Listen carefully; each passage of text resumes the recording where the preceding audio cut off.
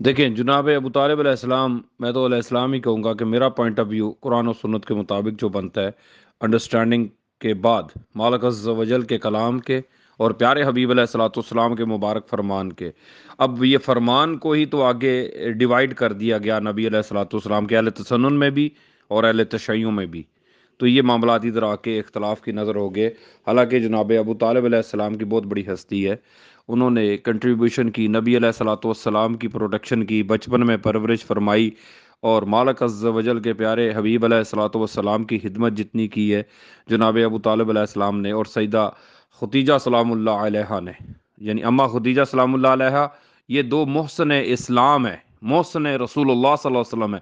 ان دونوں کا نبی علیہ السلام پر اور اسلام پر احسان ہے کہ شروع میں اس وقت میں گیون سرکمسٹانس جو دیے گئے ان دونوں کو، جناب خدیجہ سلام اللہ علیہ کو اور جناب ابو طالب علیہ السلام کو، کہ جو پرابلم اس کو فیس کرنی پڑی وہ کوئی بندہ اور فیس نہیں کر سکتا سر۔ انیشل سٹیج میں جناب سیدنا ابو بکر صدیق رضی اللہ تعالیٰ عنہ کا اپنا مقام ہے، مولا علی علیہ الصلوۃ والسلام کا اپنا مقام ہے۔ تو یہ معاملات سارے اخلاق سے، حسن ظن سے، محبت سے، درد دل سے، پورے علم کے ساتھ، قرآن و سنت کے ڈیفینٹ نالج کے ساتھ ہم نے حاصل کرنا ہے ان باتوں کا علم اللہ سبحانہ و تعالیٰ عز و جل کے کلام میں۔ تو فرعون کے دربار میں بھی ایک شخص مومن ہے جس نے اپنا ایمان مخفی رکھا ہوا تھا، ٹھیک ہے نا سر؟ سورۃ غافر جس کے نام پہ جو سورۃ مومن ہے، اس میں معاملات بیان کیے گئے ہیں کہ فرعون کے شخص دربار میں ایک شخص تھا جس نے اپنا ایمان، اللہ عز و جل کے پاس اس کا ایمان مقبول ہے۔ تو جناب ابو طالب علیہ السلام کی پرسنالٹی اسی ٹائپ کی ہے، یہ سمجھنا پڑے گا، بڑی سینسٹیو ایشو ہے، بڑا سیریس ٹاپک ہے جناب ابو طالب کے بارے میں، ٹھیک ہے سر؟ سیدہ خدیجہ سلام اللہ علیہ کے بارے میں تو مسئلہ کلیئر ہے ساروں کا، پر جناب ابو طالب علیہ السلام کے بارے میں مسئلہ بڑا آزمائش کی نظر ہے اہل تشیعوں میں اور اہل تسنن، دونوں بھائیوں میں، دونوں گروپس میں، ٹھیک ہے نا سر؟ اور پھر آپ شوٹس بننے کی وجہ سے اور معاملہ کمپلیکیٹ ہو گیا۔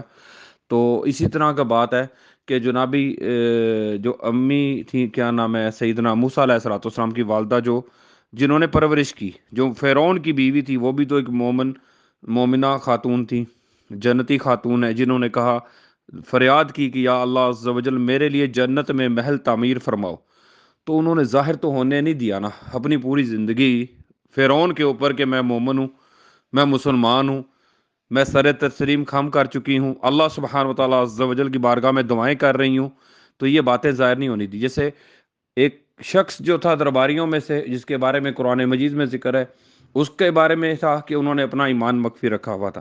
تو جناب آسیہ سلام اللہ علیہ کہتے ہیں، جو بھی نام تھا ان کا، جو کہ فرعون کی بیوی تھی، پر ان کو کتنی بشارتیں ہیں، ٹھیک ہے سر؟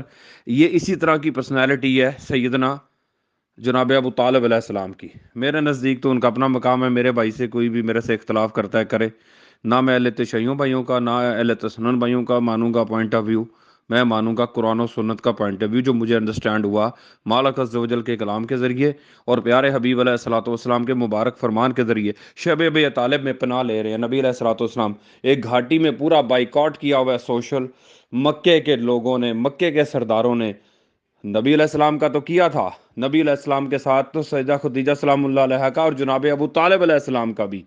تو ابو طالب علیہ السلام کہہ سکتے تھے نا، اسکیپ روٹ لیتے کہ یار میں تو اس کے ساتھ نہیں ہوں، محمد صلی اللہ علیہ وسلم کے ساتھ، تو مجھے میرے بتیجے کی وجہ سے کیوں آپ پنش کر رہے ہو، مجھے بائک آؤٹ کیوں کر رہے ہو، کتنے عرصے کے لیے، کتنے سال کے لیے مجھے آپ نے تکلیف پر، انہوں نے بالکل ساتھ دیا۔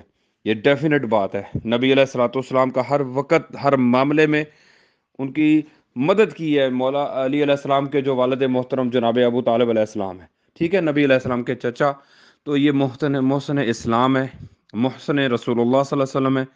تو نبی علیہ السلام نے غم کا سال کہا جب یہ دونوں پاک ہستیاں دنیا سے رخصت ہوئیں۔ اب یہ احادیث میں آپ نے سوال کیا کہ بخاری شریف میں آتا ہے کہ جہنم میں وہ پہلے جائیں گے، بھائی یہ باتیں آزمائش کی نظر ہیں، اللہ سبحانہ و تعالیٰ عز و جل کے پاس ساری باتوں کا علم ہے۔ ایسی بہت ساری حدیثیں اہل تسنن کی بکس میں موجود ہیں، ایسی بہت ساری حدیثیں اہل تشیعوں کی بکس میں بھی موجود ہیں جو قرآن کریم کے میرٹ پہ پوری نہیں اترتی۔ مالک عز و جل کے کلام کے ذریعے جو عقیدہ، نظریہ، ذہن سازی ہوتی ہے، اس کے مطابق یہ پوری نہیں آتی پیارے بھائی۔ اللہ سبحانہ و تعالیٰ عز و جل کا کلام تمام باتوں کو اتھینٹیکیٹ کرنے کا ایک سورس ہے۔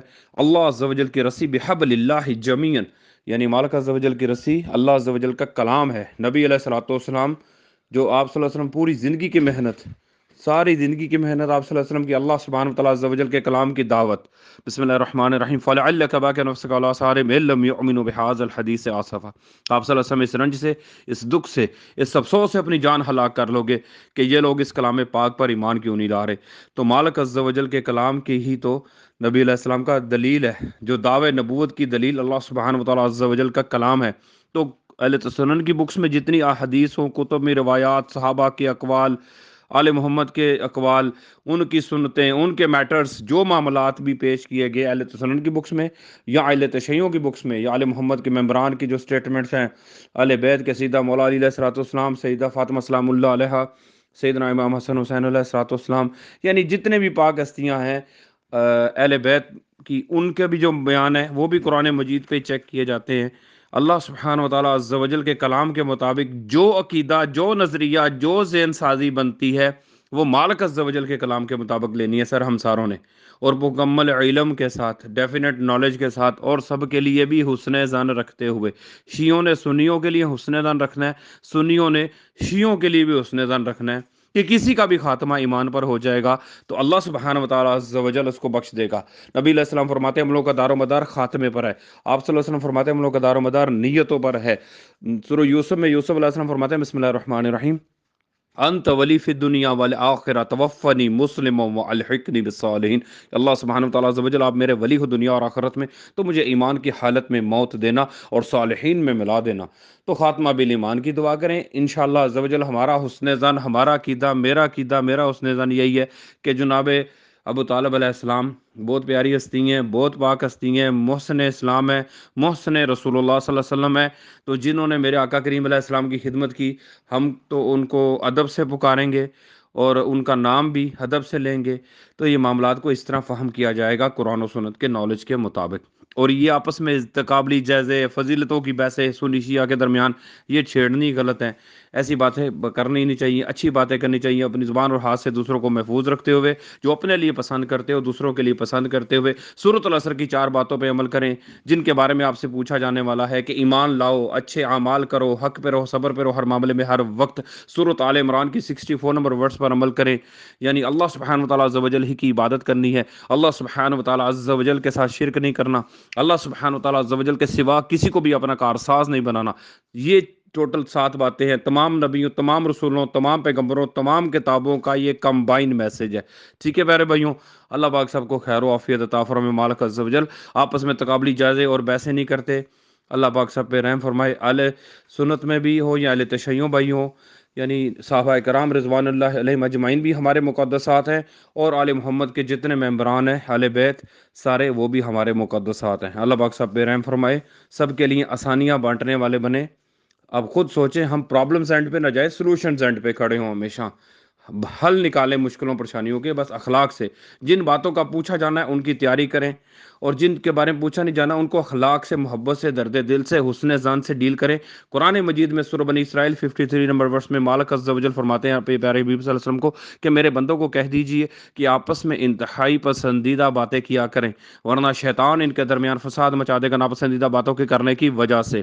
تو پسندیدہ بات کریں، پازیٹیو ٹاک کریں، وہ مذہبی ہو، سیاسی ہو، سماجی ہو، رشتہ داروں میں ہو، فیملی میں ہو، ذات پات کی بحث، کوئی راجہ، کوئی جٹ، کوئی وریچ، کوئی سید، کوئی بٹ، کوئی ارائیں، کوئی کس برادری میں، ہر ایک کا اپنا مقام مرتبہ ہے، آئیڈینٹیفیکیشن ہے، اپنی اپنی پہچان ہے. علاقائی لحاظ سے، زبانوں کے لحاظ سے، ملکی لحاظ سے، ہر معاملے میں اخلاق سے کام لینا ہے، پیارے آقا کریم علیہ السلام کی مبارک سنتوں پر عمل کرتے ہوئے. ٹھیک ہے سر، سوری میرا میسج لمبا ہو گیا. اللہ پاک سب کو خیر و عافیت عطا فرمائے پیارے بھائیوں کو. یا رحمان.